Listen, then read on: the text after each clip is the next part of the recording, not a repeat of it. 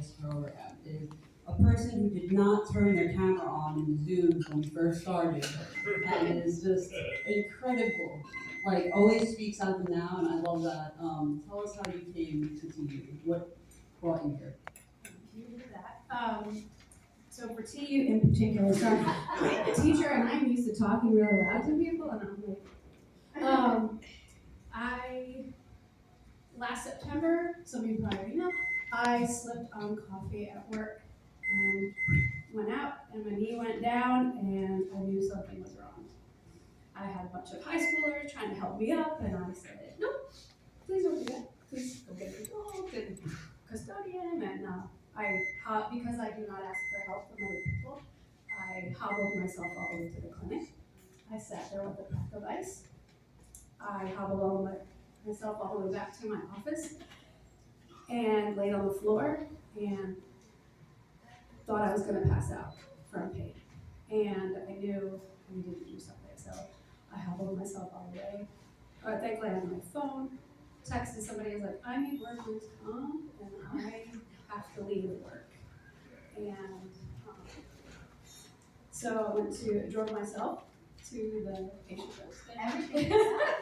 I'm telling you, and that is something that is another thing that a lot of us have in common. We don't like asking for help at all. Just try to do it ourselves. Yep, absolutely. And so I did that and left with just some ibuprofen and got a call the next day, and they said, oh, you have to come back. We need a splint.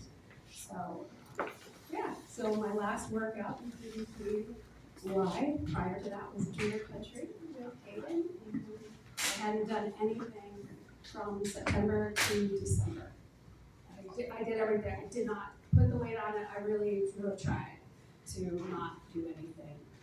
And you would say, like, experiencing that injury caused a lot of fear to put any weight back on it. Yes. And, I remember when you started TU, that was probably your biggest barrier, was the fear. Because you were even saying, like, I think this needs better. I think it's improved, but I'm scared to put weight on it. And the challenges and things I remember with the consistency challenge, you were very in it. You were in it. And it was like just starting and getting over that fear was the thing you needed to start pushing you forward, and you haven't looked back since. So what do you think motivated you to get over that fear? So when the orthopedist said, you can start working out again, I was like, great. But in my brain I said, no, I can't. So I could not do it.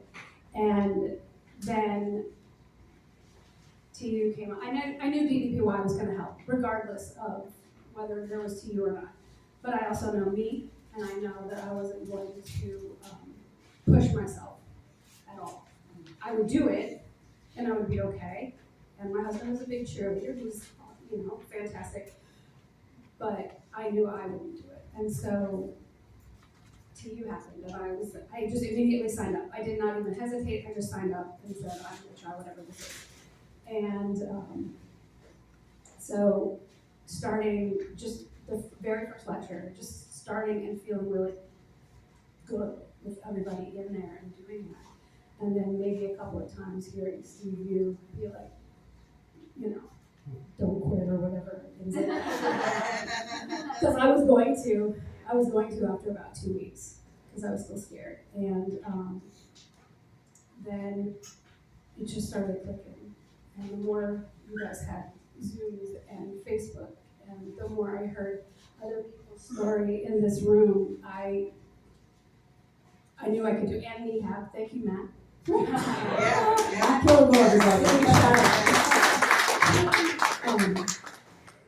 the Nehab program literally, it made me feel so, it was confident.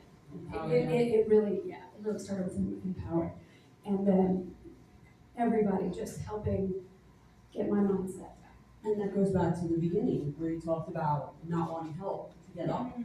And then you realize it's like sometimes you do have to reach out, and sometimes that's what we need, and this community provides that. 100%. And how's your knee now? Yeah. He is awesome. Well, okay, it hurts. I But it's fantastic. I can put it see it. on the floor, I can put it up, I can do, I did the side thing from Paige this morning.